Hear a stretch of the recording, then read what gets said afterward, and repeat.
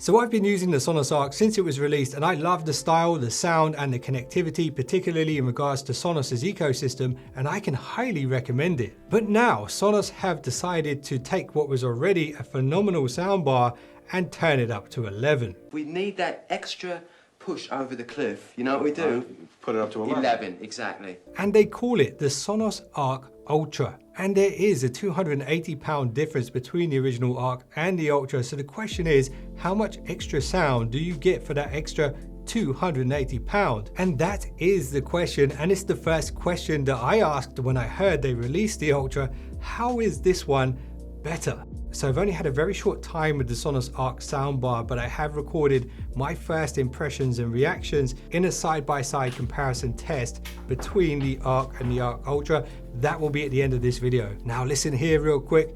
Here are the top 6 significant upgrades that Sonos have made on the Ultra. So if, like me, you were wondering what the difference actually is, well then this video will help you.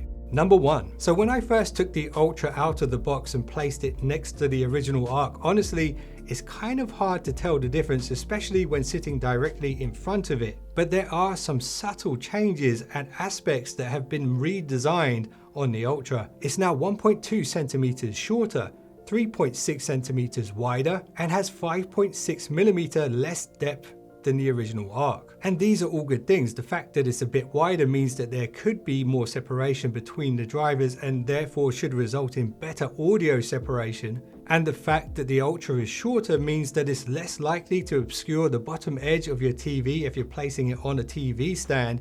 And the fact that it's not as deep means that if you are going to wall mount it, it's not going to stick out quite as much. Number 2. Now there's something that's been changed and redesigned here on the Ultra, which I actually don't think looks better, but it definitely improves the onboard controls and actually finding the onboard controls. It's this new section here at the back. It houses the capacitive touch buttons, and now it's got the cutout groove for the volume slider, which is very easy to find even in the dark. And this is the same approach that's used on pretty much all the new Sonos products these days. The mic mute touch area has also been moved over to the left hand side, and there is another upgrade here on the back of the Arc Ultra. So now you've got a Bluetooth pairing button. So yes, it now supports Bluetooth where the original Arc did not, and also there's a gigantic mute switch on the back, which you don't get on the original Arc. So you'd only want to use that when you don't want the onboard mics to listen 24/7 for the wake words, which is of course, hey Sonos. Overall, visually from the top down, I do prefer the original Arc, but I actually think this new control panel upgrade is a very good one when it comes to usability. So if you're the type of person who finds it hard to pick out voices within movies and maybe action-packed TV shows or even music, this could be due to the bass frequencies and the mid frequencies overpowering the vocal range. Or it could mean you partied a little bit too hard in your younger days. Well, listen here, there's some software enhancements on top of the hardware upgrades on the Ultra that you need to know about. So within the Sonos app, just like before, you can adjust the bass, the treble, use the night mode, set up the True Play, which basically tunes the soundbar according to the room's acoustics. And that's exactly the same as you can do with the regular Arc. But now via the app, Sonos give you the ability to further enhance the vocal range much more than you ever could and maybe ever will be able to on the original Arc. So if hearing the vocal range is a problem for you, well then Sonos have the audio solution for you right here on the Ultra. Number 4. So the original Sonos Arc is technically a 5.0.2 soundbar with 11 drivers, 8 of which are mid-bass drivers. And then there's 3 tweeters and no dedicated sub. So the mid-bass drivers basically were tasked with handling the bass as well as the mids. Now the Sonos Arc Ultra, being the leveled up version of the Arc,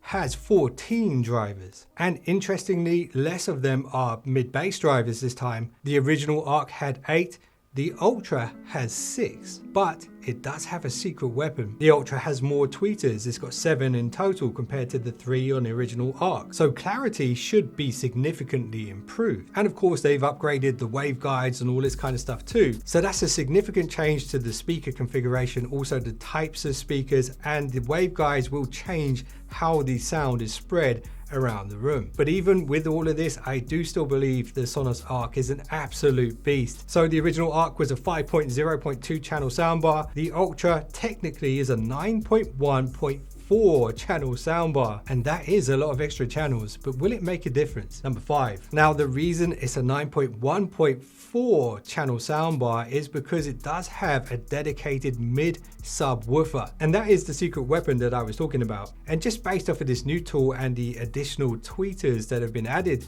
to the Ultra, it's clear to see that Sonos has really focused on adding more bass and more clarity to the Ultra. And the great thing is, because the mid drivers are no longer tasked with handling all of that bass all of the time, the mid frequencies should be better too. And the word on the street is that the bass output here on the Ultra has doubled in comparison to the original Arc. Number 6. So the new drivers, new configuration, and new hardware that's been used inside the Ultra is kind of the tip of the iceberg, because behind the scenes, Sonos has amped up the output significantly. The original Sonos Arc had 11 Class D amplifiers, which is very impressive, but the Ultra has 15 Class D amps. So to put this very simply, the Ultra has more drivers and more amps to drive them, and ultimately more power. So this all sounds good, but how do they actually sound in reality? And for this test, I'm using the soundbars standalone, no subs, no rear speakers or anything like that.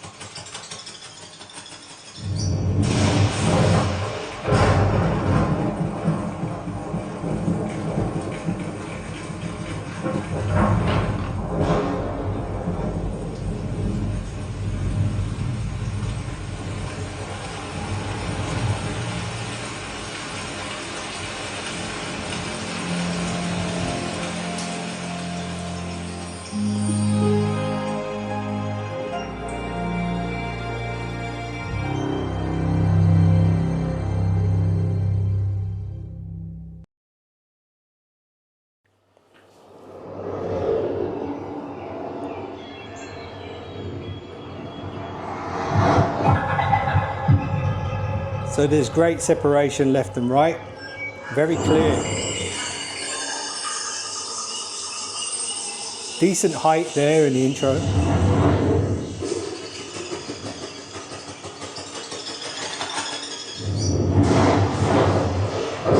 Nice right to left sound. It really feels like it's over here and over here.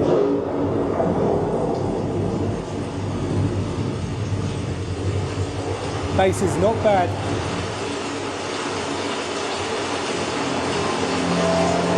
Good clarity.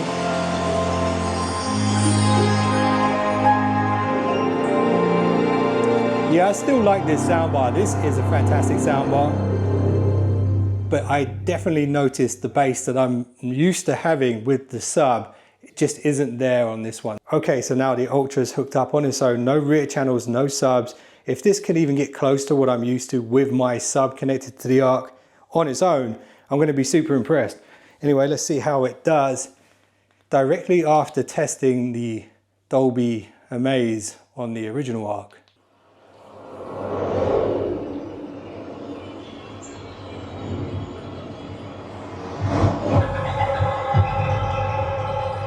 immediately more depth.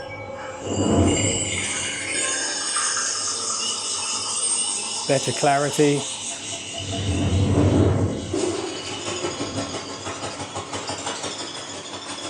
And the directional sound, it feels like it's directly to my left, direct to my right, whereas before it was kind of like at an angle. And the bass is good. It's closer to having a sub.